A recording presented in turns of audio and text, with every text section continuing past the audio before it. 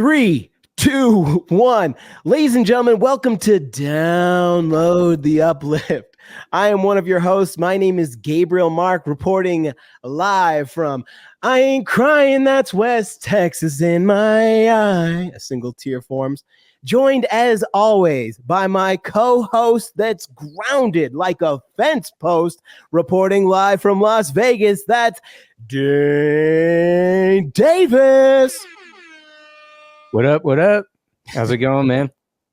What up, brother? Today is a historic episode of Download the Uplift, and ask me, yo, Johnny Snowball, why is that?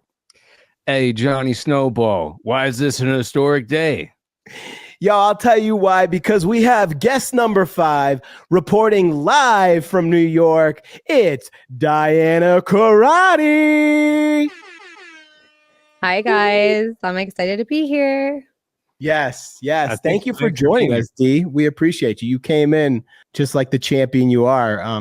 With Download the Uplift, guys, first of all, make sure you hit that like button, click follow, subscribe, and ring-a-ding-ding the alert bell. Pulverize the like button. But as you know, faithful audience, we have a guest hopefully every other show, and I called Diana in need. Not only need because we need a guest, but we need an interesting guest with a story to tell. And here she is, Dane. Dane, are you stoked about this or what? Of course, man. We needed that secret sauce, you know. Something that was missing from the podcast. Dude, I like what you did there. Diana, what's going on? Not much. I'm excited to be here with you guys. Haven't seen you in a while. Just been working on my business, Sunday Sauce, and hustling. Might come back to the West Coast for a little Christmas vacation. Yes, I'm excited to talk all about, guys, ladies, everybody that's listening to this show right now. Like, I wasn't lying when I said this young lady has a story to tell. She's been all over, but before we get into it, everyone's week's going well. I have some big things going on in my life. I'm dealing with a lot of Facebook Marketplace people. And if you guys have ever dealt with it, you meet all walks of life, from like sketchy people that want to like, hey, come in there and get it. Like, come to your house. What's the apartment number? Other people like pull up in a Range Rover, but like want to haggle over like a $10 thing. Have you guys dealt with like selling stuff, Facebook Marketplace, Craigslist, anything like that? Yeah, I have. And that honestly, like I forgot that some people do that. They'll like agree on the price, and then when you actually get there, they're like, so 500 off, or you're like, no, what are you doing? Yeah, I sold some stools from my condo in Vegas before I moved back home to this nice woman who was buying them for her son. But I think she also haggled me on the price. I think I had them listed for 40 and she got me down to like 25 or $30. And I had to drive to meet her, but oh wow. Wow. It's fine. We got rid of the stools. That's amen. One less thing for Jon Snow to put in the pod. That was wild. Oh my gosh. I've actually just learned how expensive those things are. Pods, view boxes, just moving in general. We had an episode about moving, but it's expensive. Yeah, no, that's a nightmare. I decided to just fire sale everything, and it's so refreshing, guys. But hey, did you guys know that today we're recording this on October 24th, 2024. Do you guys know the significance of today? Well, actually, no, because I know D's going to know. I know Diana's going to know. Dane, do you know what the big deal is today? I don't know. It's a beautiful day. It's someone's birthday. And it's like Drake's birthday. There she. Well, thanks for letting him guess. Oh, I thought he already guessed. You said you didn't know. Oh, all right. I would have never. He would have never guessed. No, you didn't know it was Drake. Actually, I didn't know until I was looking for current events on X just now. I was like, oh, it's Drake's birthday. Dude's 38 today. So happy birthday, Drake. Happy birthday to the boy. Drake all the time. I went to a few Drake's birthday parties in Vegas. Did you? Yeah. I also went to his Coachella house. Fun fact. What does that even look like? First of all, was it at a hotel or like? No, it was an actual his birthday party. Yeah. So one was at Tao at the Venetian, and then the last one I went to was actually in the Nobu Suites at Caesar's Palace. There's actually like its own elevator to go into the Nobu Tower, and like the penthouse suite, it overlooks the whole strip. It was pretty cool. Oh wow! But it was like a big hotel room, yeah, with a terrace. Drake's one of those, like, I feel like a lot of people like Drake. I don't know if he's like the Post Malone level where like housewives like Drake necessarily, even though I'm sure some do. Yeah, it's weird though. I feel like Drake definitely switched up his style. Like I remember driving back from Florida to Rhode Island in a Beamer. The thing was sick. And one of his new songs dropped, but it was like one of those hard Drake songs. Like, yeah, I'm going to switch some lanes. I'm going to get crazy in the car. But then I heard like now he does like slow ballads and like 80s funk pop type songs. Is that true, D? I think he does a mishmash of things. He doesn't really stick to one style. I think he kind of does whatever's hot currently. He makes it his own, but he definitely watches the music trends and does his thing to what's hot currently. He usually like John was saying, he usually stays out of the spotlight, like as far as the drama goes. But isn't he having like a feud with another rapper? I'm forgetting. Oh, him and Kendrick Lamar were having a feud. Yeah. Kendrick. Yeah. I like Kendrick as well, but yeah, aside from that, like he hasn't really had any drama, so that's good. See, Diana can not only be our culinary expert, but also like what's happening in pop culture. We got Ken for real estate, Johnny to help with audio stuff. We got our medical professional, Adam, and we got college life with Stefan. And now we got Diana. What's going on? What's going on out there? Like paparazzi. So yeah, a lot going on in the world right now. Oh yeah. Yeah, that's a fact. That's a fact, guys. At least for a couple more weeks. Yeah.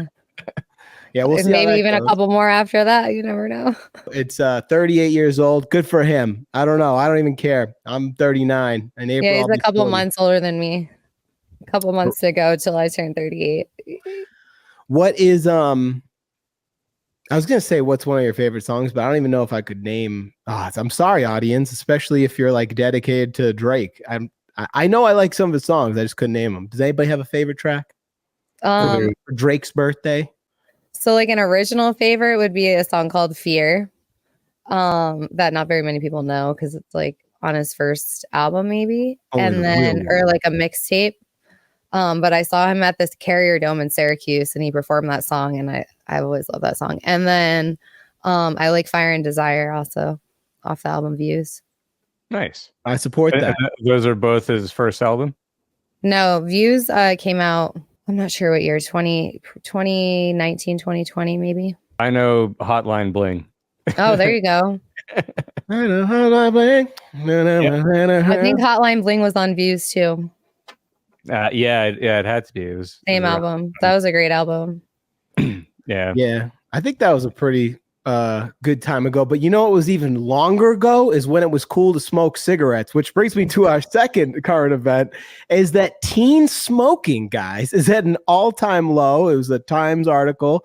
It seems like kids are just saying no to puff, pass of tobacco, at least. Do you guys remember? It's crazy because it definitely shows my age being 39. Like I even remember kind of the end of it was cool to like not wear your seatbelt and smoke cigarettes. But now people are like, dude, why would I not be like safe? And why would I want to just rip butts? How do you guys feel about young children or kids not smoking? I think it's good. I think it's good that they're not smoking, but I'm curious if they're vaping instead of smoking cigarettes. That would be my question for that article. I was gonna say that because I watched the Juul documentary and these kids are putting it in their hoodie and in their classroom. Well, it's like everyone's completely against tobacco, like for traditional smoking and stuff like that.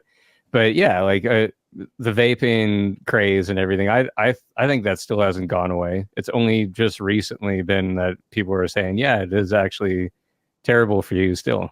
So well, here we go. This was October 18th. There was a 20% drop in the estimated number of middle and high school students who recently used at least one tobacco product, including cigarettes, electronic cigarettes, and like Zins. And that's good. It's the lowest since 99. So there you go, kids. There's future after all. There's future for the children. Oh wait.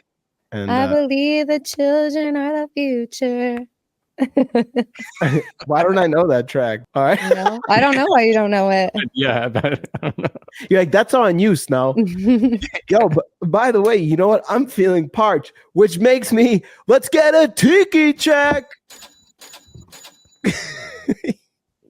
Yo, look at what we get from our guest. Oh, that thing is exclusive. Oh I my should have God. drew a face.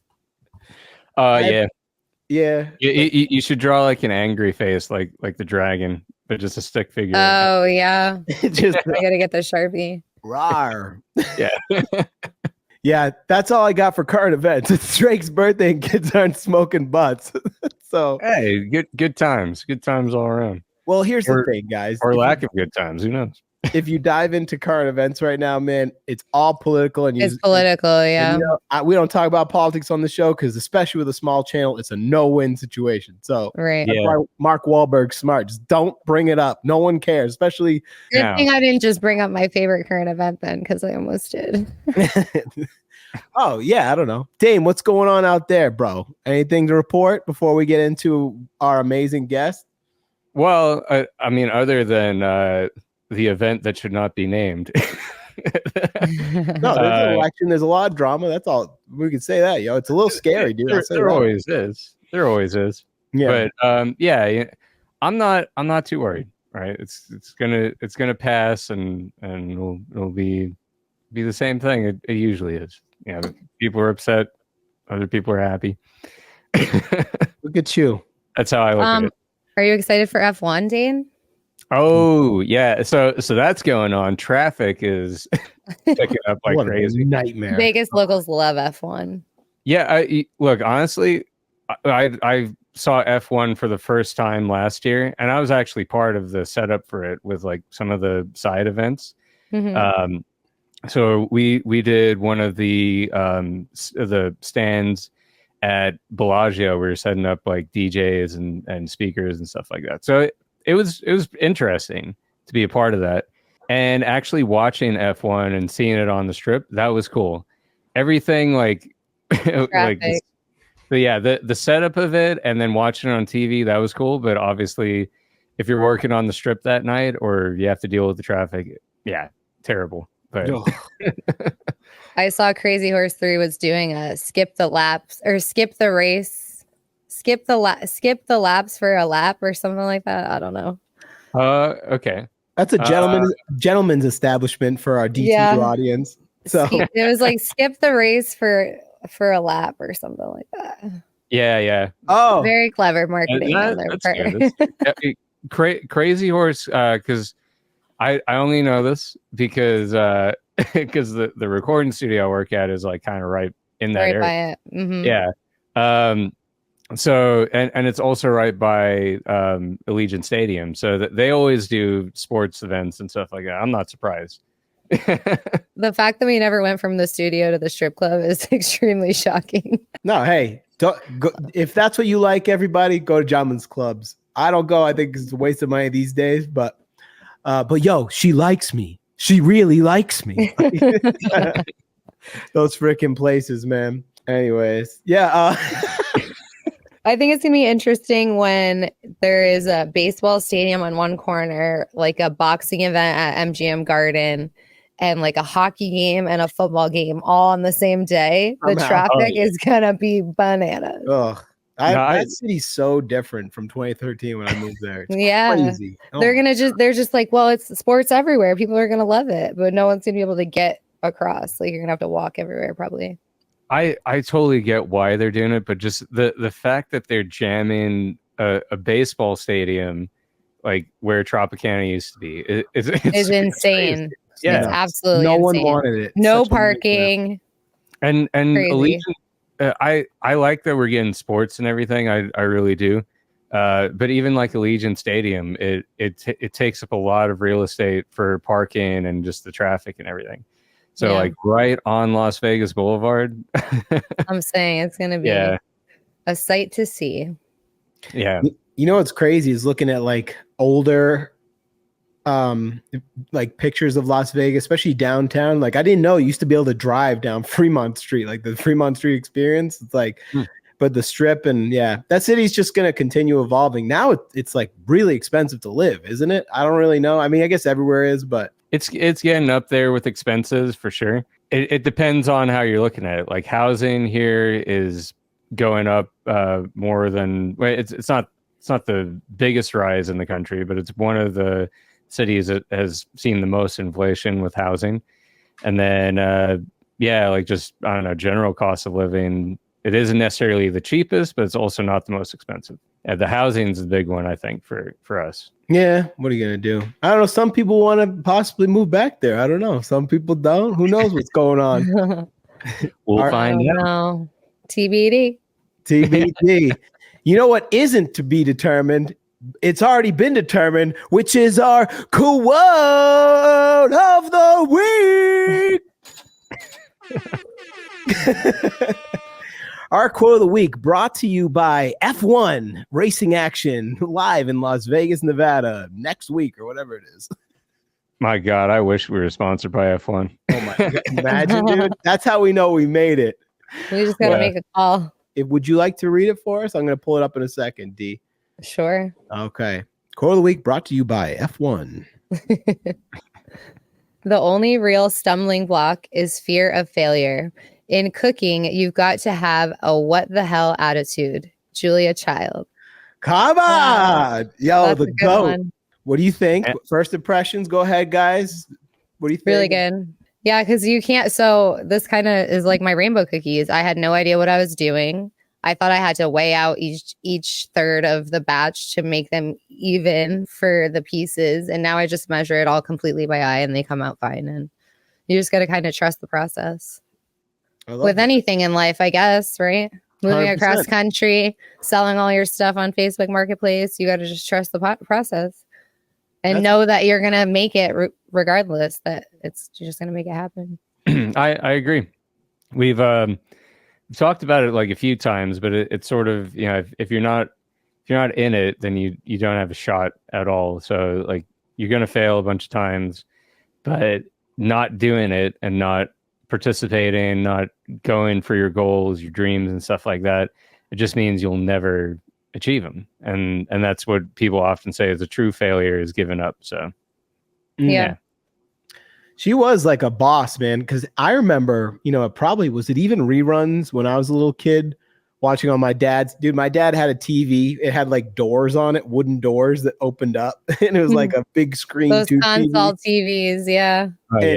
I remember watching Julia Child and she was like, and now we're going to go ahead and put a baster on the turkey. But like when you watch Top Chef and stuff, all of them call back to Julia Child because I think she was the first one to do it on TV.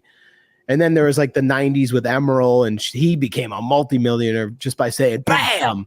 Mm-hmm. See, that's what they automatically just got the pinch of salt going. Yeah. But I like you show she's a badass because it goes in cooking, you've got to have a what the hell attitude. And you're right, Diana. It is with everything. It's like, yo, just pull the trigger. But it's like, imagine it's like, I don't know if I should jump off this cliff and go cliff diving. It's like, what the hell? So yeah, I think what? No. No, yeah, I agree. If you want to go cliff diving, if you don't, then don't do it. Yeah, man. I saw what's the movie where they rob banks? They Call Me Bodie. Oh, Point Break, and they do the cliff diving thing where they wear the wingsuits and they jump off and just fly through the forest. It's badass, super extreme. Keanu Reeves, no. Keanu Reeves is awesome, dude. There's pictures of him just cooking in New York. Like, apparently he's the coolest dude ever. Him and Post Malone need to have a podcast. It would make $1 billion. Yeah. But they don't care about money. You said the movie where they rob banks, and I instantly thought of The Town. That's what other movie? Dane, so even though you and we know this lovely young lady, ask me, who is she? Be like, yo, Jon Snow, who is Diana Corradi? Yo, who is this person who I know? Well, I'll tell you what, our guest, her name is Diana Corradi. So who is she? Well, she is an Italian heritage young lady, entrepreneur, originally from New York. She has lived all over the country, experiencing life to the fullest.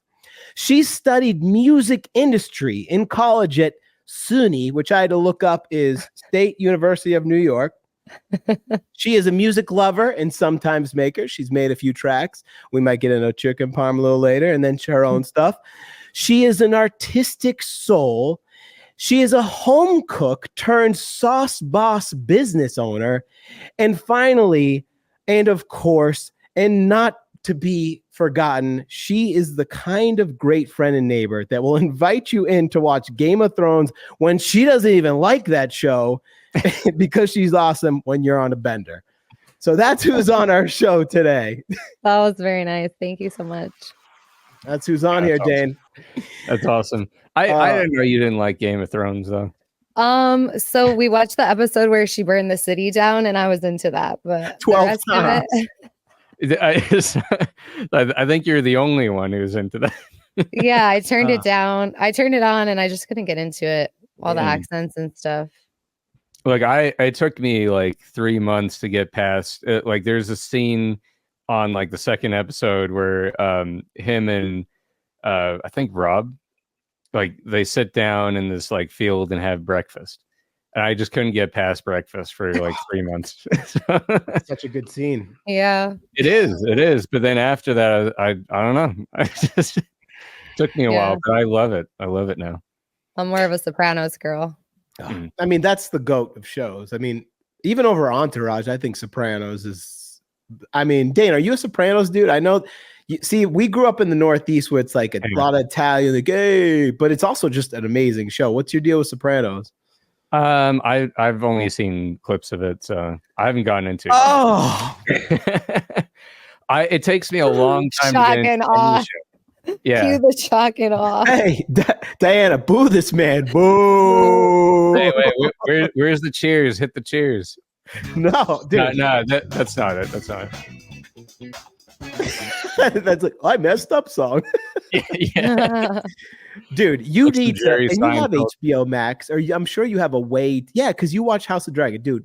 Can you please watch it with your girl? Get a box of wine. I will get some bootleggers. It's gonna make you think of us if you watch it. Yeah, It'll explain a lot of things. I will, but it takes me so long to get into a show, so I will eventually. Oh, unbelievable! Okay. Yeah, Check back with us. Yeah. When you're watching it over and over, let us know. Yeah. Oh shoot, We'll do. I'll tell you one thing: they're always eating on that show. So don't watch it if you're hungry, because you're like, and Tony's always do the. I can't do it. But I like some pulp. I don't like a lot of pulp, just some pulp. Yeah. It's so good. So that's what the bootleggers is for, so you don't get hungry watching everyone eat food. Yeah. But I don't think you have to get into like Game of Thrones. I get it. You have to like get into it. But Sopranos is just like, or is it Sopranos? Sopranos? I don't know. My accent's weird. I don't know. I think it's Soprano. I mean, soprano if you're saying Italian. Yeah.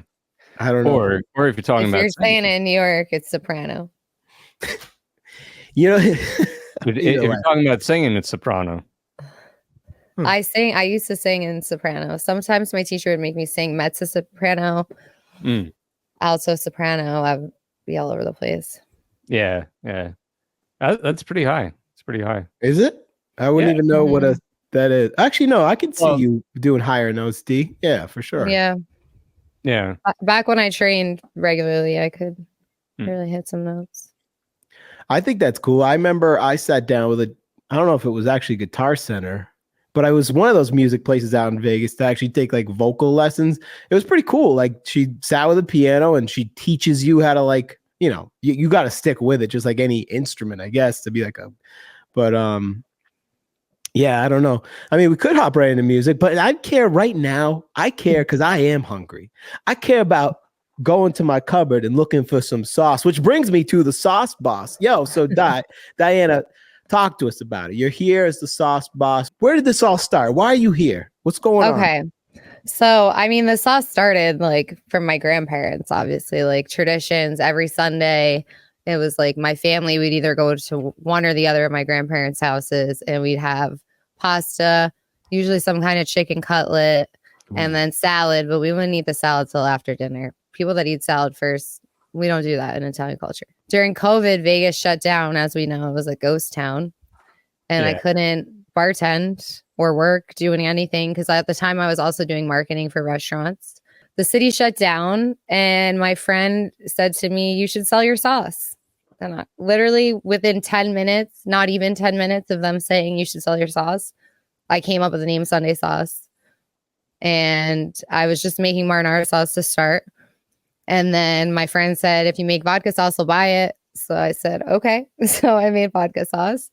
And then my mom and I kept going to Carbone for dinner every time she would come visit. And they give you rainbow cookies. These guys here. Ooh. After dinner, they give these to you gratis. And I used to pay the busser extra. Give me a box of the rainbow cookies. I'll pay you. I'll give you a tip. And so one year on my birthday, I went to Carbone and I thought to myself, I'm going to teach myself how to make these. And I'm going to make them infused, which we can get to after.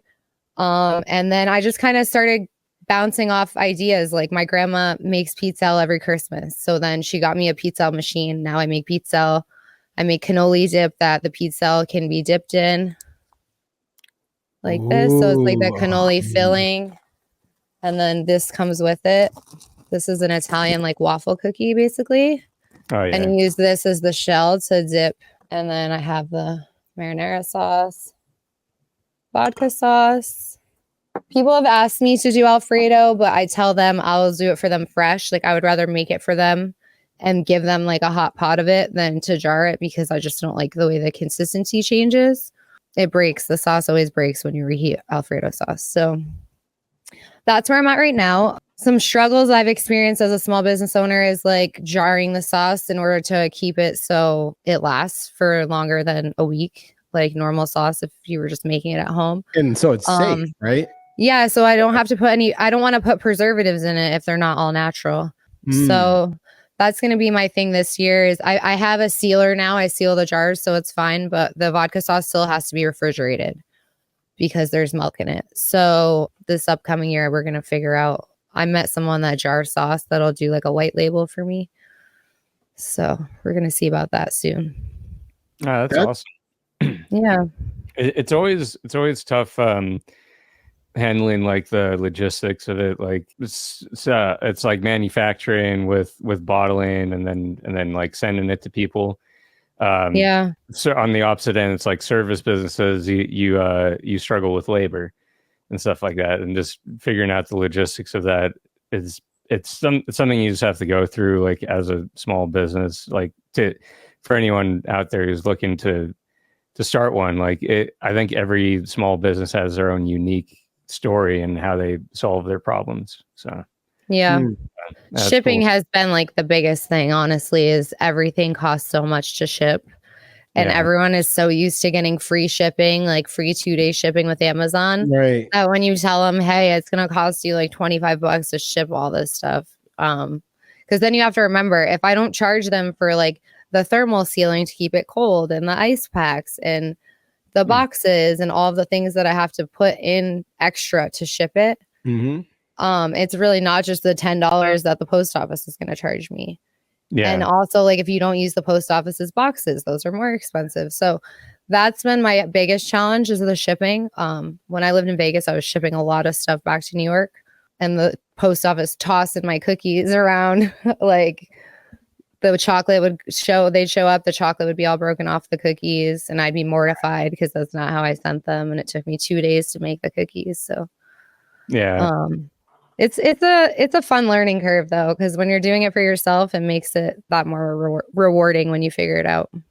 That's wild that to go from, so the passion actually started, you said, with your grandma, like what, like in the kitchen, just watching your thing?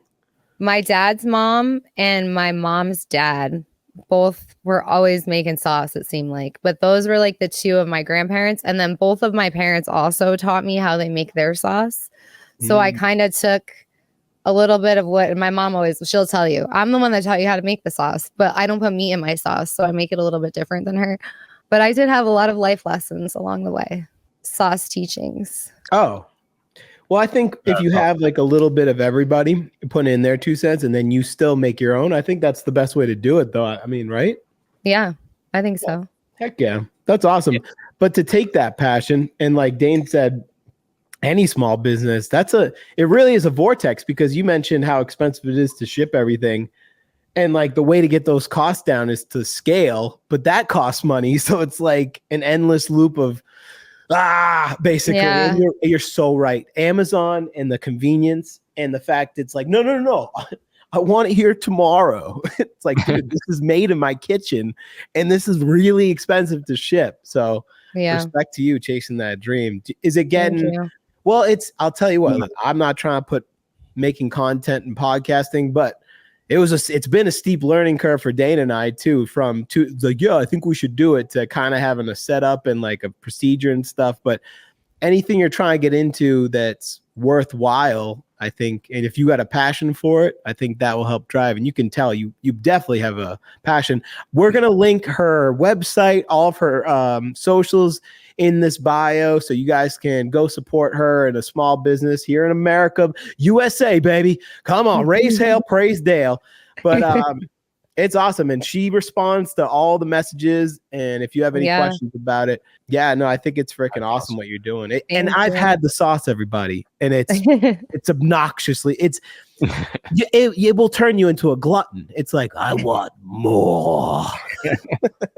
Yeah. Yeah, no, it really tastes good. And the cookies are good as well. Thank you. I appreciate that. Fortunately, I haven't received very much negative feedback. More so like my grandma, the only thing I really got negative, my grandma wants my pizza to be thinner, but my machine just doesn't make them as thin as hers does. But other than that, I haven't gotten too much criticism, which is good, because I literally do everything: the labeling, the packaging, the marketing, the shirts. I made everything. I designed everything myself, the website. So here, let's toss it up real quick and take a little gander of this website. So me and my friend Drospa, shout out to Drospa, we made this website. He made my logo on an iPad super fast, just so I could get going with like making labels to jar the sauce. And I've kind of just left it because it's simple and sophisticated, and that's what we're going for. Thanks. So honestly, it doesn't need to be complicated. It's a good logo. So Sundays are for the family is my little tagline. So that's why the first shirt was Sundays are for the family. My next shirt, I think I'm going to do Never Go Against the Family from The Godfather. But. Nice. Do you have one of the hoodies on right now? My bad. Oh, you do? Yeah, I do. Yeah. I was looking at the website. I was on a different page. No, I think they did a good job. And then these are sold out. This is the last one that hasn't been worn. But I did these hats, no fugazi, which means no fakes in Italian. That's my other tagline, because there's a lot of people out here faking being Italian. And then I got t-shirts. And then the hoodie is the same.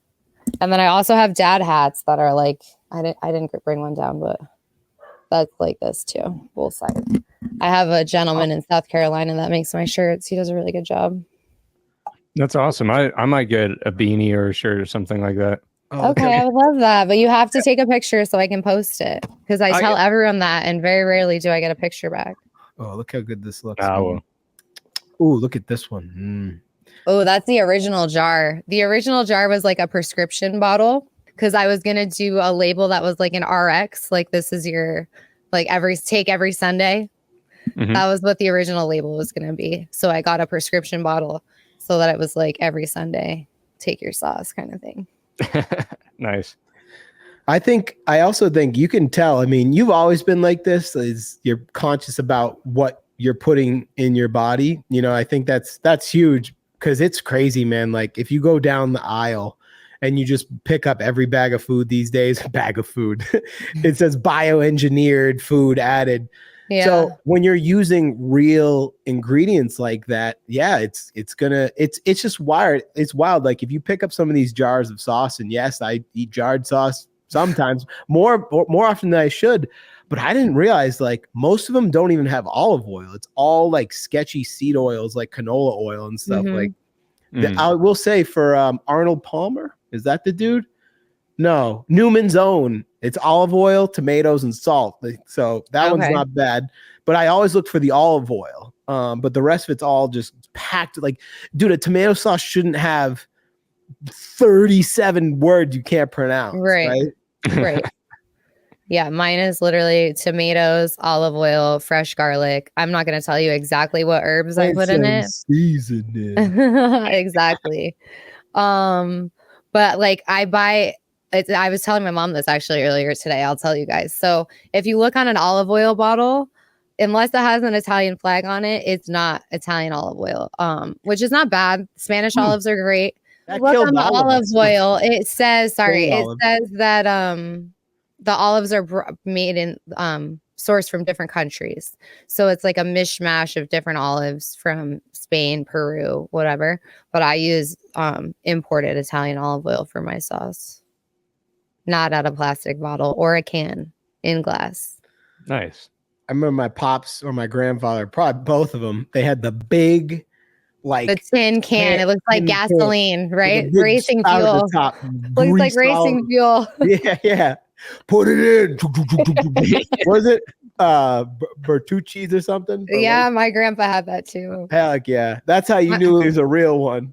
Oh, Yeah. my That's grandfather what was fuels you up. yeah. Yeah. But let me tell you something, yo. My grandfather lived to be 100 years old, dude, and he was one of a kind for sure. Shout out Grandpa Joe. We think about you, bro. Oh, love you, Grandpa Joe. Cute. Dane, so what's your deal? I know you're a steak connoisseur, but I don't even know if I've asked you. Are you an Italian food guy? Like, do you sit and have a bowl of pasta? Of course. Yeah. When was the last time you had pasta? Probably, I don't know, like at most a month ago. A month? Oh, At most. yeah. I love you, man, but no Sopranos, a month. Dude, every Sunday, that's my cheat day. I got a bowl. Yeah. Like I have the cook at work making me pasta on Sundays because if they're gonna make me be there, someone's making me pasta. This is the way. No, but I love all kinds of food, man. I just, as long as it's like the quality version of it, like it's authentic, then I love it. Let me ask you this. Actually, both of you. Actually, no, more for Diane. What would you say? Because now you've gotten, your feet wet. You're full on in as running this business. But are you like sick of making this stuff now, or is it still like you got a smile on your face when you're in front of the stove doing your thing? Yeah, I'm not really sick of it yet. I haven't gotten to that point yet. I actually am like, I feel like I perfect it more and more every time I make it. So that's rewarding where I'm like, oh, that came out even better than last time. Yeah. But I'm not sick of it. I feel like, I'm always going to make sauce. It's like what I was born to do. So, and I just like seeing the look on people's faces when they enjoy something that I've made. And I think that's like kind of my culture is like watching people eat, like feeding people is my love language. So, it's very rewarding to me, especially when people send me messages. Or like I've had people come back and be like, oh my God, your sauce was so good. So it's good. It's fun. Oh, that's awesome. It's same in like Africa. We'd have barbecues, which would be called braais over there. And yeah, it's just like getting together with friends and family on a Sunday or Saturday or whatever. And yeah, you feed them. But ours would be like steaks and chicken and stuff like that. I love cooking and having a party at the same time. So. Yeah. And I feel like every culture has that. And that's why I kind of did this is because like try and remind people of their like core values and the things that they enjoyed most about their childhood when they weren't in front of a phone or like when they were actually like interacting and bonding with their family. And I think that's important to like still instill into the world today. Oh yeah. Like cultural values and stuff. My gosh, if I could go back to house phone only, I would. If I get to the point the kids where these days will never know the joy of slamming the phone on somebody. Oh yeah. Well, we still have a house phone, but no one picks it up. It's just it just rings. It's only telemarketers. Yeah. Is it a dial? No. Oh my God. Those were the best. But yeah. Messed up. I gotta do it again. Yeah, reset. We might have had a dial phone in Africa. But do you remember, like, I don't know, what was it, 10, 15 years ago or whatever, when they had the wireless house phone that came out, and only the bougie people had the wireless, and Yeah. everyone else is stuck on a cord. Like Yeah. even just having a long cord was like this bougie upgrade. Yeah. Yeah. Because you could walk around the house with the phone, Yeah. twirling Yeah. the cord. And then if When someone's we got standing- wireless, it was like, oh, I can go to my room and chat on the phone with my girl.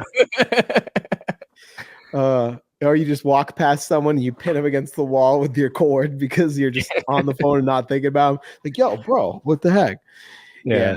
But what you said about you love what you do or you like what you do, I mean, that's said by, people, I mean, great philosophers, that if you love what you do, then you're really not at work, right? So would that be the dream, to literally just support yourself and a family or whatever by just growing the business to like a major, I mean, that's what you want to do, right?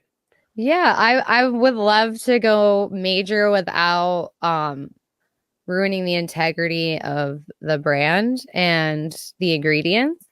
If I could do that, because a lot of times when you sell to major corporations or distribution, they change the ingredients just by selling it to them or whatever. So if I could keep the integrity of it and keep it small batches and having it all taste the way it needs to taste, that would of course be the dream. I have a couple other business plans in the mix there too, but we got to get this one running and then we'll start the next one. I said that's like the entrepreneur way. It's like do one company and then start up the next, and Keep it moving. I love it. Some women name babies, I name businesses. So that's just... nice. I feel like in life though, like you either make someone else's dream come true or you make your own dreams come true, and that's really what it comes down to. Not for sure.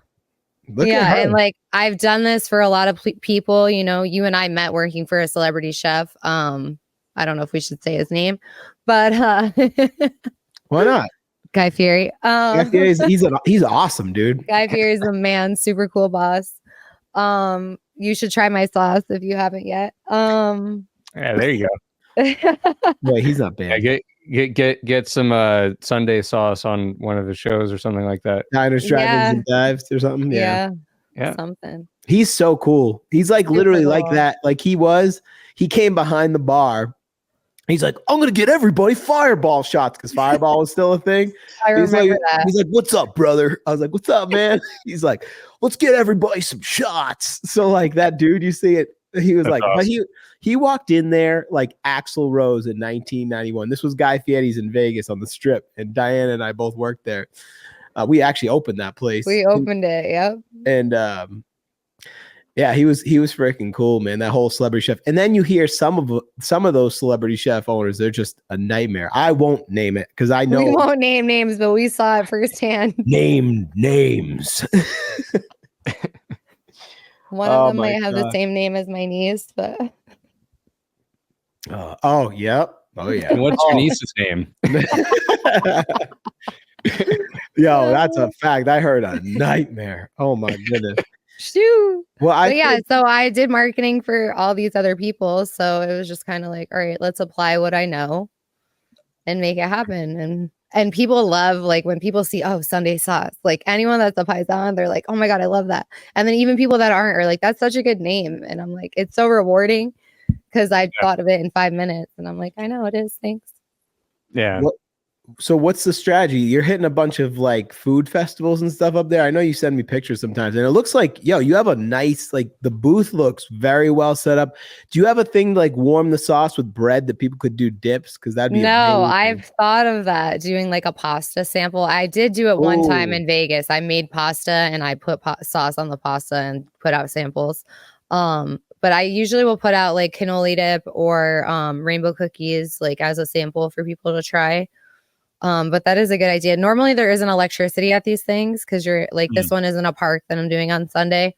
Okay. So I wouldn't be able to keep like a warmer unless, I'd have to have electricity to keep a pot. Get one of those little gas camping ones, put a sauce on it. And there you go. Ramekins with just a piece of bread and the sauce in each one. And grab one. Oh my God. Yeah. All right. Next farmer's market season. Catch us with the crock pot. I want 10% of all sales.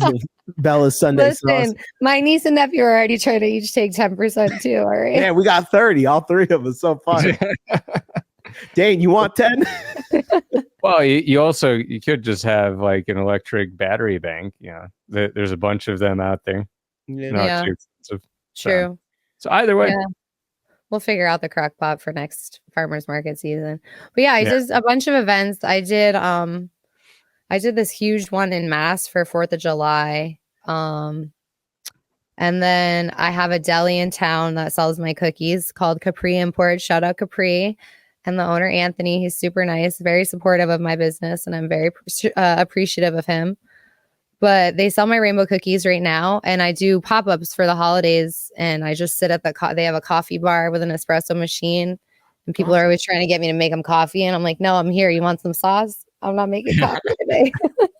She's like, that's not what I'm here to make you coffee. Okay, buy my sauce. Exactly. That's awesome. It's great getting like into any business. Like as soon as you have that, like it's advertising. It's just, all their customers are getting exposed to your products. So that's awesome. Yeah, it's exciting. And then it's fun because people are like, oh, I saw your cookies at Capri. And I'm like, oh, yeah. But when it comes to food, I can't even imagine the hoops you have to jump through once you get to like mass production limits. But it is sad because, like you said, then you have to start dumping all this stuff in it and preservatives. Is it like a necessity pretty much, D?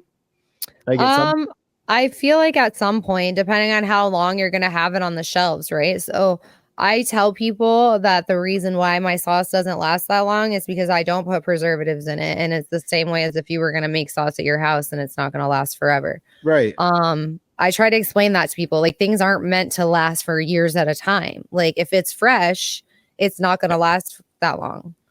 And I think that's where we've kind of gotten away from as a culture. And that's what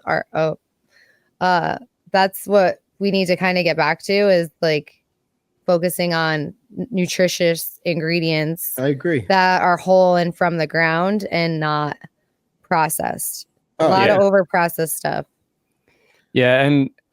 And just on that, like people, like any company that's doing some kind of food product or whatever, that they want to be countrywide or worldwide or whatever it is.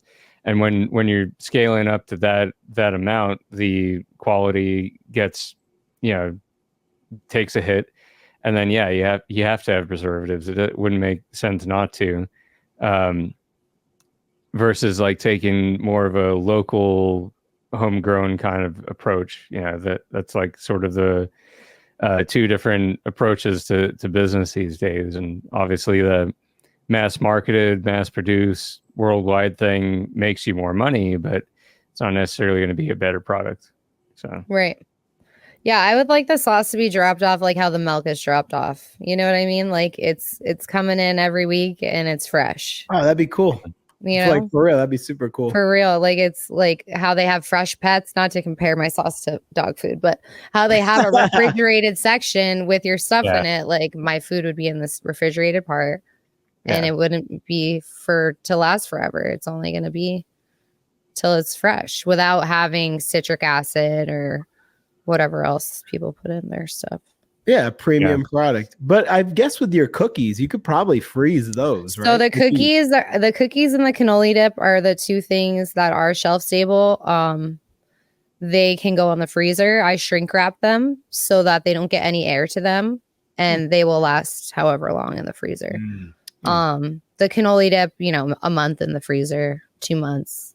It's in an airtight container. Yeah, the pizza, it depends. If I put them in the freezer, they would probably last longer, but I don't like to put everything in the freezer either. I try to make stuff to order so that it's as fresh as possible when people order it. You hear that? Download the Uplift audience. Your order will be made to order.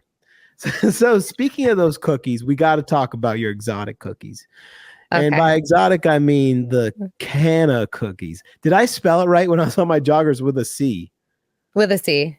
Oh, I said canna cookies, K-A-N-N, and I was like, Armin. So canna is cannabis, so it's just the shortened term of cannabis. So Diana makes infused cookies for of course, where it's appropriate and legal, of course, by the guidelines. And so where did that come from? What's the deal? You could go as far into it as you want, or we could just put our toe in the water. What's the deal? Whatever you feel like sharing. All right, well, let's go deep. So where the infusions came from was I was a victim of the mass shooting in Las Vegas, and I started consuming cannabis mostly at night for like PTSD and nightmares. And I realized that it was something that could really help me, and it could really help other people and make them feel good. So I started doing it. My whole menu is available, either infused or not infused. But people will eat my cookies and feel amazing and tell me like how much it helps them. And it really makes me feel good. That's something I would really like to get into dispensaries someday. That is on the list. But again, I'm not sure how I would produce them and have them tested. Every state, it would have to use cannabis from that state right now because it's not federally mandated yet, or federally legal, I should say. Yeah. So it's something that I've talked to some of my friends about. I'm trying to work on it. But yeah, no one is really making infused marinara sauce, vodka sauce, rainbow cookies. I know one person other than me that does rainbow cookies, and they don't taste nothing like mine. They're good, but they don't taste like mine. And as far as sauce, no one is really doing this. So I definitely have a niche market, and I'm super excited about it, but it just needs to fall into the right hands so that we do everything legally. And I'm sure that there's got to be a cannabis company out there. I'd say probably especially in Vegas, who'd definitely be willing to help out, to figure out how to get something like that into their stores. So yeah, that's wild. Infusing the pasta sauce. yeah. Oh my goodness. Hey, listen, whatever. But even with that, I make the oil infused myself. I make the butter infused myself. I make everything from scratch myself. So I know the quality of the product from the beginning until the end. I love it. I support it. You know what else I love is music. That is where we all collide. Yo, and which brings music. Which brings us to Diana. Talk to us. What's the deal with the music? What's the deal with music? What's Just the deal with Well, music? no. All right. So you studied. You're like, all right. I'm fresh out of high school. I'm gonna go to schools, and I'm gonna pick music. What is it? Music industry. Music industry. So actually, I wanted to sing my whole life. My mother and I used to get into arguments about it because I would watch Behind the Music and Making the Band, and like they did a lot of documentaries on like NSYNC and the girls that grew up with them and stuff. And I just would say like, why aren't you taking me to auditions? Like all I want to do is sing. So she was like, you just got to graduate high school and then you can do whatever you want. So I was like, okay. So I graduated high school, and the next step, I mean, it's not so much now, but back then it was like, okay, you graduate, you go to college. So I was like, if I'm going to go to college, I'm going to go to college for something that I like. So I originally went for vocal performance. I went to Hofstra University, and their music theory was a little bit tricky for me. And my professors were all like published musicians. So it was kind of hard for them to teach me theory because they like already knew it. So it was like hard for them to teach. So I ended up transferring to Oneonta, and I did music industry because I wanted to learn the business that I wanted to get into as a singer. And I took very cool classes. I took a class called Music in the Marketplace. And we had to do a project where we created a product for 3 different artists. And that was like my favorite thing I did in college. And I feel like that's why I'm so passionate about branding now. And because it's just something my mind really connects with, creating a brand and like what the brand is going to look like and things of that nature. But I always wanted to sing. And then as I got older, I kind of, I don't know. When I graduated college, I applied to music industry jobs, and I didn't get even an email back from them other than like the generic, we didn't pick you one. Thanks for your interest.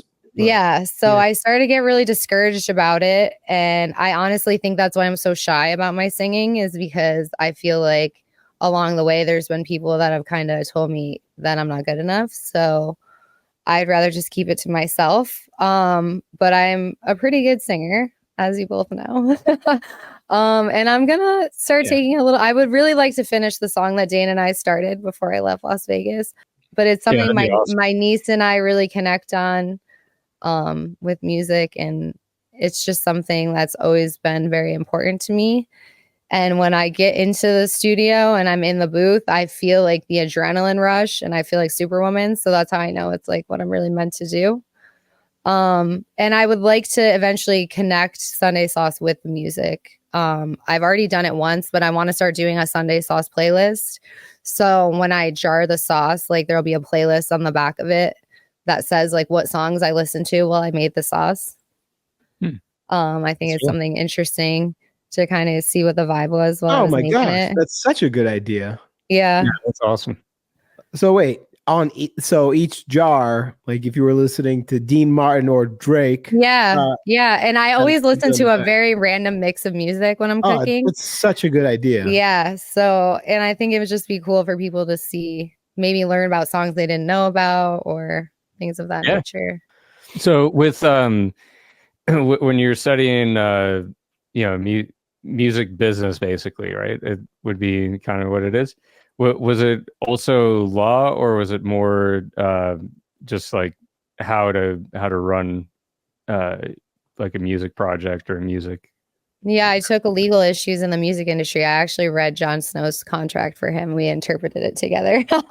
But yeah, it was very cool. I learned about contracts, how to write a contract, how to read a contract.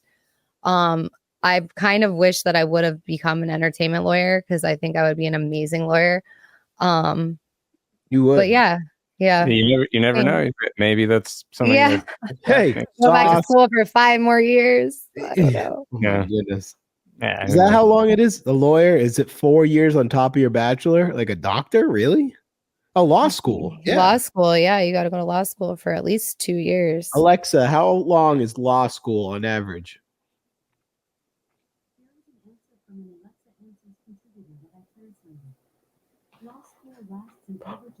An average of 5 years. Yeah. See? Yeah, but is that with the bachelor? I don't know. I'm not gonna ask her. I don't know. Apparently Kim Kardashian's doing it in like 2 or something on some like expedited program, but that's really cool though. I've always been interested in like music law and stuff like that.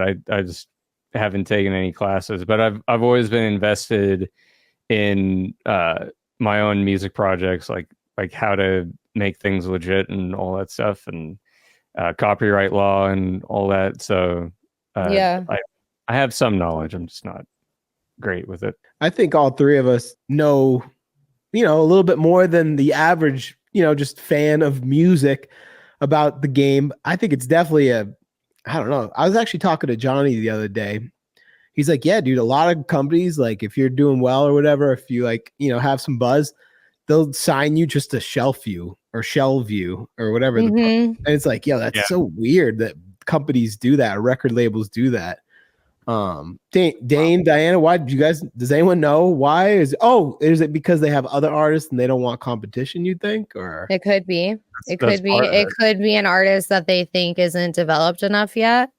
That's like younger, that they want to give a couple more years before they do anything with them. But yeah, it could be just because they don't want them to compete with somebody else. I mean, a lot of times too, it could just be they lose interest in the person, like they might have been hot for one song or something. And then now they're just like, okay, we don't want to do this anymore. We're going to go a different route. Yeah. It's like every reason. It's all the ones you just said. And sometimes they sign you and they're like, yeah, we want to do something with you, but there's other better prospects out there that they're like focusing on, putting all their money into. And it's harder these days getting some place with a record label because like it's not as profitable as it once was. So right. Oh my gosh! I think it is a little easier to go independent now, though. There are a few artists that are having a lot of success being independent.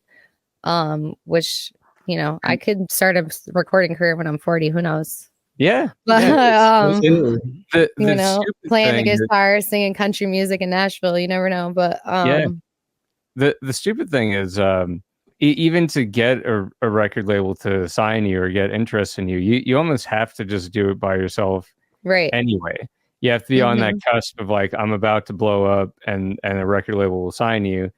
Well, you could also maybe not make it as big with a record label if they do the right things with you. But you could also just do it by yourself and have a lifelong career as a musician. With the interwebs and stuff. But yeah, independent artists like that dude Tom McDonald with the face tattoos, and he has crazy political songs or whatever. But yeah, no, there's a lot. You can do it on your own. And any company, we all know this. They'd say, well, what's your following? How many people do you have following you? Like, they don't even care, because with Melodyne and all this stuff, they can make pretty horrible people sound pretty good, right, Dane? Is that fair? Like, within reason? Within reason, because you can't go more than likely. You can't go to a studio, not be able to sing at all, and auto-tune it or Melodyne it, and then release the record, because there's just going to be so many artifacts on that vocal track, and it's just not going to sound good. I think it works to a certain point, and auto-tune, like if you're going for that effect, it's a little bit easier to maybe mask like really, really bad singing. But if you're trying to pose as being like, an actual good singer, you have to be a relatively good singer. Yeah, you have to put in some kind of work. I can put the notes wherever they need to go. I can perfectly tune it, but it's not going to sound good if you're like 12 semitones off, which would be a whole octave. But if you're 7 semitones off from the note that you wanted, and you're like, I wanted the note to be super high. It's like, I can do it, but it's not going to sound good. So yeah, I feel like a lot of record labels are making their artists become TikTok stars, because they're realizing that that's where like all the kids are. And now it's like, if you're signed to a record label, you need to also be a TikTok star, because they want you to be making content constantly in order to regenerate or recoup their interest, basically. Yeah. And the other thing with just content creators in general, like there are a lot of people like us, we're just independent, trying to do a YouTube channel and everything, and a podcast. But there's a lot of the bigger ones are actually like signed under companies, so it's almost come like full circle in a lot of ways, where it was just independent creators on this platform, and now it's turned into like, well, now companies are like doing your marketing for you and stuff like that. I'm not knocking it. I'm just saying, I think it's pretty funny that whatever, bro. Come full circle on it. So. Yeah. Are you still writing it all, D? Like songs, I still write. Poetry? Do you do poetry? I can't remember. Do, yeah. She does. I used to write a lot more, but yeah, I really like to write. I have a notebook full of songs that should be sung, but we'll get there. Cool. Just start singing, get in that phone. I think is actually where you're at. Is there recording studios? Because you're not in the city. Like, if you wanted to record a song, do you have someplace? Like, obviously don't. So I've met a couple people locally that have offered for me to go record with them, but sweet. I don't think it's like an actual studio. It might just be like a little studio setup. But cool. I also know some people in the city that I could go record with. It's like New York City. Drive. Yeah. In the city. What's your go-to? Because you're looking good. You're looking slim. Way to go. I appreciate that. That means your diet's good, but you're also hitting the gym. What's the go-to gym track? Oh, go-to gym track. Okay, so right now I always listen to EDM at the gym, because it just gets me really amped up. I like this song called Rocket by Alexander Smash. There's also this DJ that's called like Wonky Willa or something like that. Hey, Wonky. My friend Shauna sent me some of his songs that are dubstep that are really good. Wonky. Yeah, Wonky Willa. I'll check it out. But yeah, I just listen to EDM usually. Something that's gonna make me really go for it. I thought you'd be like hardcore hip hop. I feel like that's what a lot of people think, and I don't. No, I don't really listen to, unless I'm like really got a song on my mind that's hip hop. I have a gym playlist that's all EDM. And if you ever want to send me a song to add to my playlist, that's also one of my love languages. I'll say that for D. Like, she is the number one offender. Not so much, recently, but there was some point, like she'll send you a track at any hour of the day. It'll be like 3 a.m. and it won't say like, "Hey, hope you're doing well." It'll just be a song. Yep. It will always be on iTunes, and I don't subscribe, so I have to like find it on YouTube Music or Google Music, Google Play or whatever. But she's just like, boom, and it like weird hours anytime. But she's good with that. She's like, yeah, you need to listen. You need to listen to this. Yep. That's awesome. The other day, Morgan Wallen came out with a new song called "Love Somebody," and I did the same thing to my dad. I just sent it to him. Still no response. Oh no. But it's like, listen to the song, that's just, I don't know. I have a few friends. My one friend, Shauna, shout out to Shauna. What up, Shauna? Literally our whole text thread is just sending songs back and forth. It's not like, how are you today? It's just like, listen to this. It's Wonky Willa's new mixtape. Uh-huh. Well, I don't send songs, but I send people memes all the time. So. No, you said reels at all hours of the night too. He sends so many reels to my face. I have friends that do that too, and I try to go and look at them, but sometimes it's just like 500 reels, and I'm like, okay. Yeah. Okay. Oh my gosh! If you look at, I'm gonna give an inside look to the DTU faithful fan base. If you ever saw Diana's phone with the unread text, emails, let's look at it right now. I can't handle it. It's just. 91 unread text messages. Yeah. 12 missed calls. and your and my phone's currently on DND. Your emails. Yeah, my email is 6,584 because I only read the ones that are important. That is bananas. My email was the same. I've cleared it out. I'm on this whole like trying to clear things out. Cleanse? And yeah. But everything must go. Yeah, I was up to like over 100 text messages, but even with me trying to like keep up with them, I'm on 25 right now.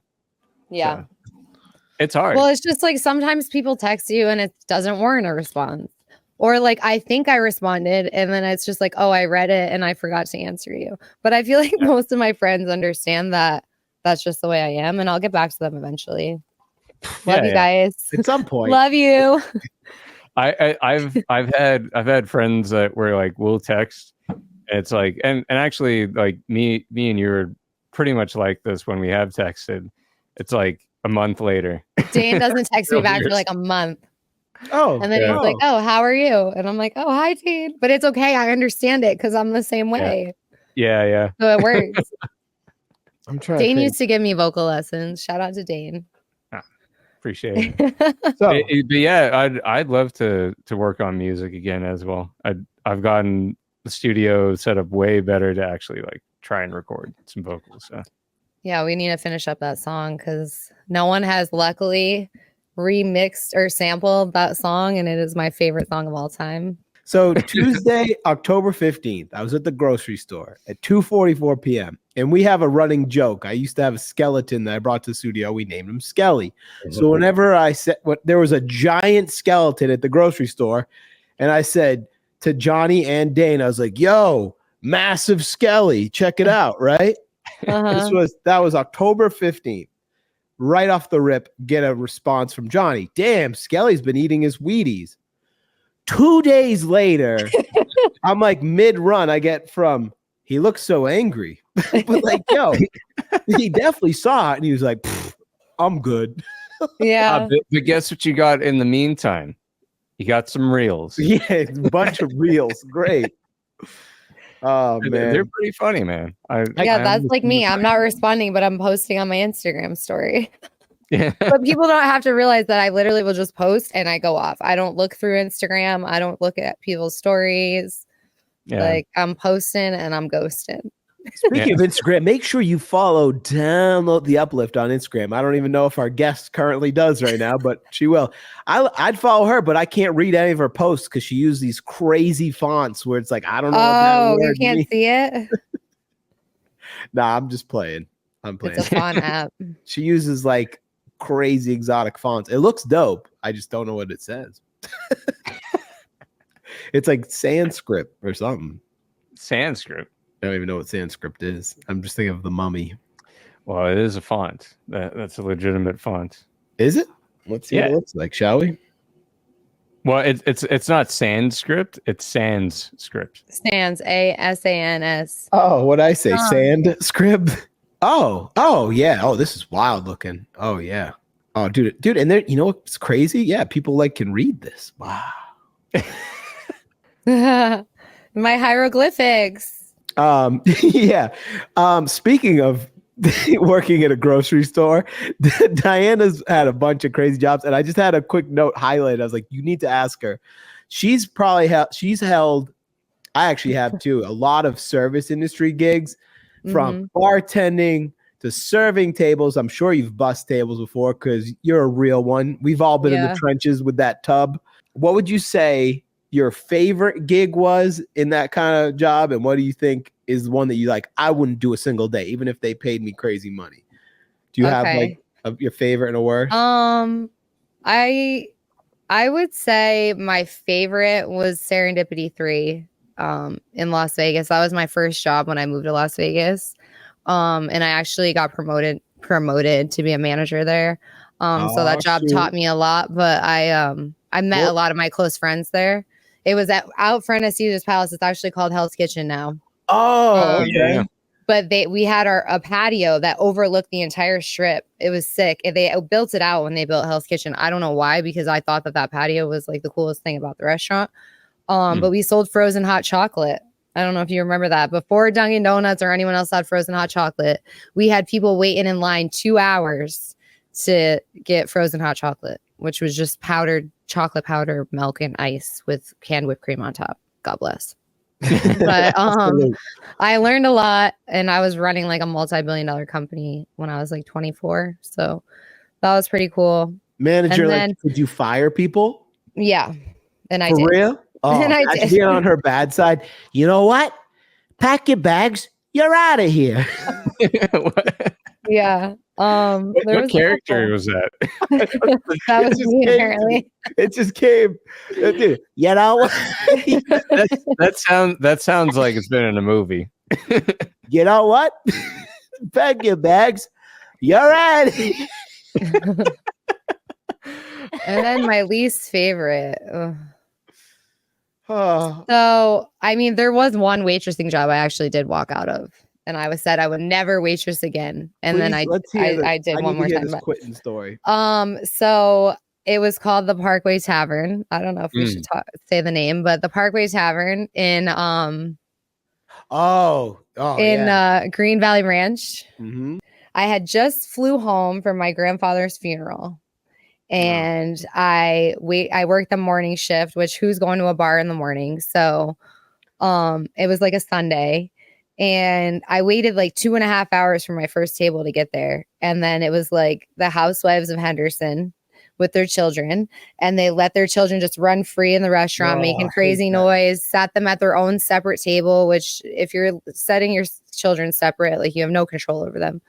So anyway, I wait on them. I take all their order, whatever.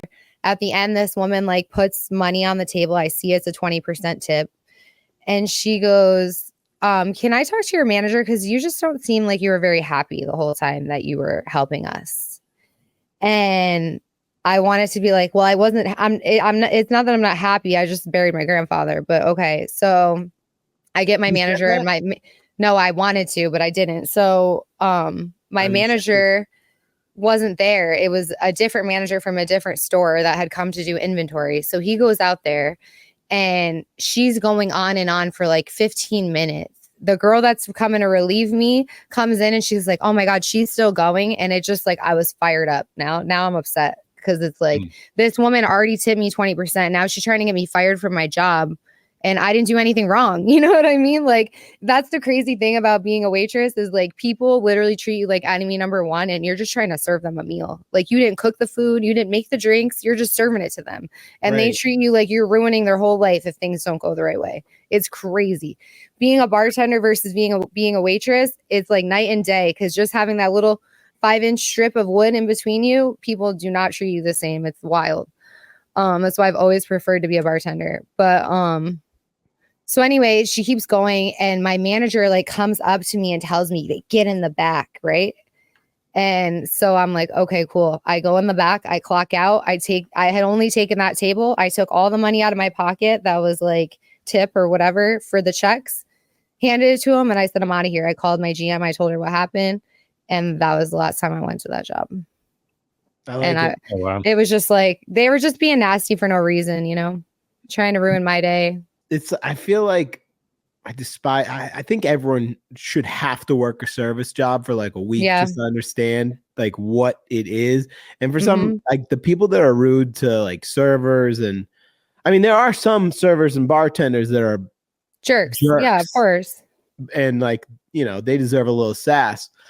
But yeah, no, I can't stand people like that. They need to. I wish you did say that. You know, it's only appropriate if. Well, I was gonna walk, so I got so fired up that I forgot that was like my exit plan was to walk up to her and say, "Just so you know, I just buried my grandfather. I hope you feel better about yourself." Yeah, but I got so upset that I ended up just walking out, and that's like my biggest regret about the whole thing is not telling her off. But the whole point was she tipped me fine. So it was like, I didn't do anything wrong. You just wanted to complain. And she had 3 glasses of wine. She was drinking. Oh, what was it? I'll never forget what it was. It was New Zealand Cabernet or Sauvignon Blanc.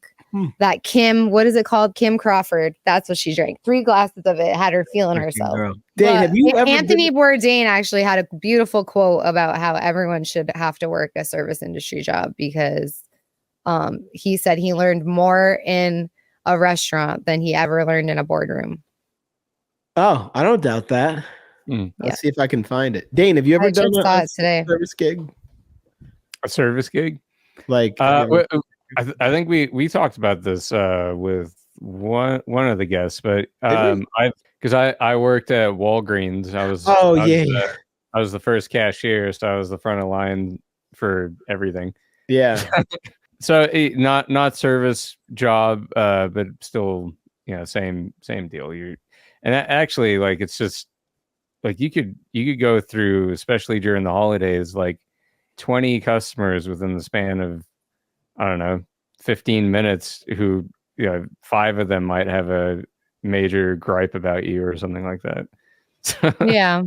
So yeah, it's a pretty bad shift as well.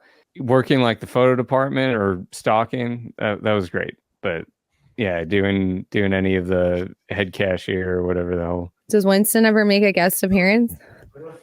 He hasn't yet, actually. So we're wanting Winston to make a guest appearance. Oh, there he is. Winston. I haven't seen Winston in forever, actually. Oh, he's so little and cute. Say hi, bubbies.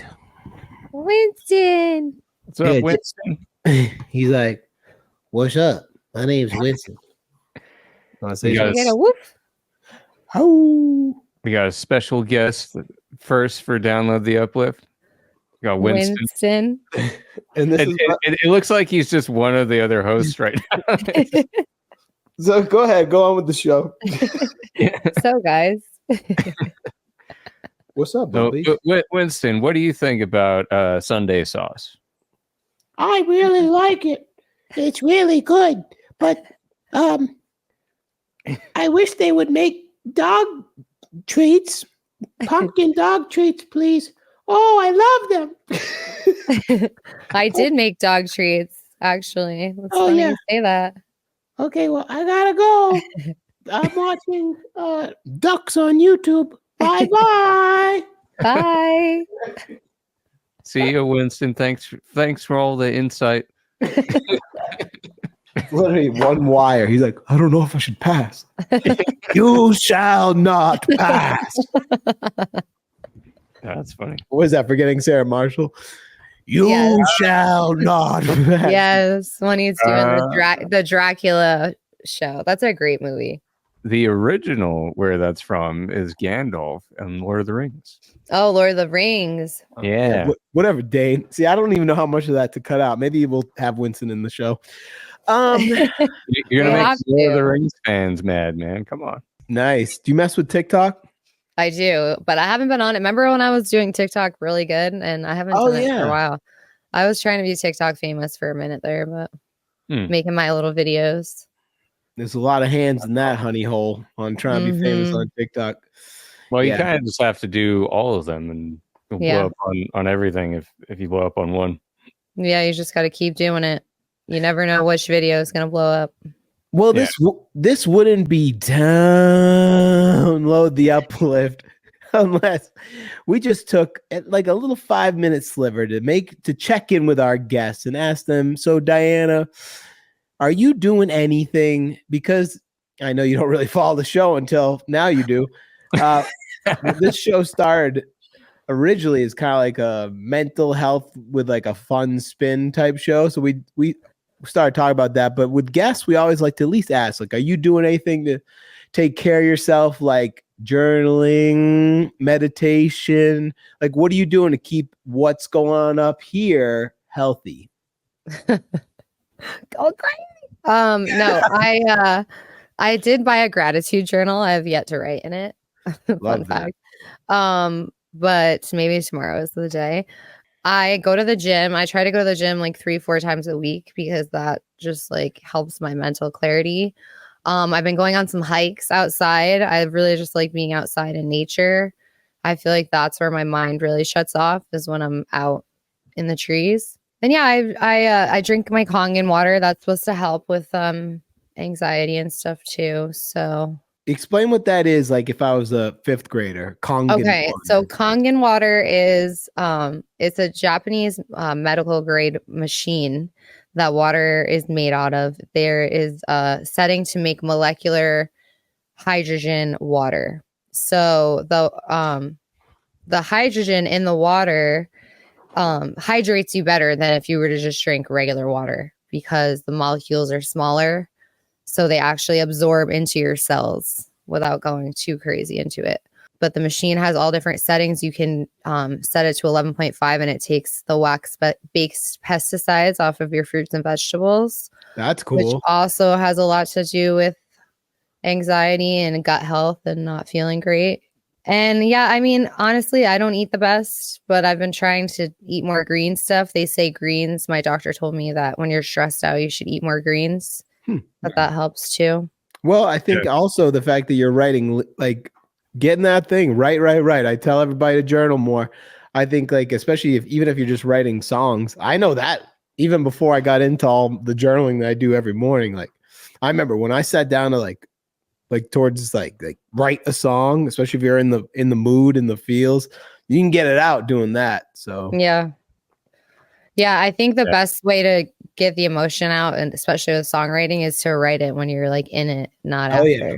What about Dane? Do you like ever sit and actually write lyrics? Like when was the last time you really did that? Because you clearly know how to make music. Like when was the last time you made music for yourself? Like well, everything I've been doing for like the past 2 weeks, aside from like stuff to do with my business, is like geared towards me being able to just really knuckle down and like start producing my own music. So I've gotten the studio ready to get like all patched together, and so I want to make music and create more. The last time I did it was probably about a week before I got let go, 3 weeks ago or something like that. Like just sitting down and writing lyrics and all that. But good. I'm pretty like, I can still write lyrics as well as I could, when I was a teenager, but I'm just really bad at like consistently doing it. And part of decluttering my life and everything is just to try like just focus on the things that I really want to do, and not be too broad, not be in a cluttered environment where I can't actually like just get to work when I get the inspiration. So well, Diana described her garage from the move back up to New York, and I got anxiety just hearing about that. I think, I said, dude, I mean, I've said to you a million times, Dane, pick 3 items, sell, donate, or throw away. I love that I'm selling everything. I'm not even kidding. Like, I'm like, dude, when was the last time I used this? Like I'm ready. Cause like the place I'm going to is furnished. So I can't wait, dude. I have a couple things like that I care about, But like, yo, get rid of all that stuff. When you declutter and everything, man, it'll just take some weight off your shoulders. But what do I know? I'm some guy on the internet. Download the Uplift audience. No, I agree. That's why I've gotten rid of so much stuff. And Good. Not even just the past couple of weeks, but like over the past couple of months, it's like bag after bag of just, getting rid of stuff. So. Yeah. Well, then you can get yourself kind of in a bummer mood. You're like, dude, what did I spend money on? And I never used this or something. But yeah, I for the most part, everything I've gotten rid of a lot of clothes, donated them, and then the other stuff is just like keeping paperwork and stuff like that. It's like, it's good to do that for a couple of years, like 3 years, maybe 6 for certain things. But yeah, I've just kept like so much stuff that just doesn't do anything for me. So, well, Diana, I'm glad to hear that you are taking care of yourself. As like you said, the gym is so big. Just the sweat you get like that. Your body gives you the little thank you endorphins. I love that. Mm-hmm. I think you should write more lyrics because whatever you're doing to form journaling, both of you journal more. Okay. And I'll send you a free. I'll write more lyrics. Write more lyrics, and not a free, but I'll send you a link on YouTube, and maybe I'll post it down below on a beginner's guide to meditation because it's changed my whole mindset with a lot of things. Yo, it's super important, man, because you and Dane are similar in the fact that you guys have a lot going on in your life. Work, family, business, your own self, because we need to be selfish sometimes. So yeah, you got to organize all that stuff because there's a lot out there, y'all. And then when we have the news saying that it's doomsday coming too, man, bro, it's a lot. I think it's doomsday. I think we'll be fine. Whoa, only one way we're going to find out. Ooh. See, right now your background looks so good, man. This is Diana. This is the first time he's had like a proper background. I'm so excited. Yeah, we didn't even mention that, but yeah, I'll probably cut this part out. No, well, it's not a new room. I just rotated 180, and yeah, I think it looks great. Well, yeah, guys, I'm just glad that everyone's taking care of themselves. That's what matters, man. So, but Dane, was there anything else? No, I think we're good. I loved hearing about how you've grown your business, all the challenges you've overcome, and it's awesome to see that. Yeah, like it was so long ago. I remember you're talking about starting this, so I'm happy that you're still doing it, and it's successful. So thank you. I appreciate that. She is kicking butt, and we are super proud of you. But Diana, was there anything else? I've had a great time tonight. I love you guys. It was good to see you and catch up. And go to www.bellasssundaysauce.com or Bella's Sunday Sauce on all platforms to check me out. And stay tuned for new music from all of us. And we are going to, like I said, we're going to link her website and her socials and her phone number all below. So should we put it up on the screen? Just put her phone number. And if you are a creeper and you think she's looking pretty good, just give her a text. Oh, man. Oh, man. What a great episode. Well, ladies and gentlemen, that wraps up another episode of Download the Uplift, a place where when we fall, Dane, myself, and our lovely guest, Diana, we try and uplift you. Thank you so much for listening, and we will catch you on the next one. Have a blessed week, y'all. Ciao for now.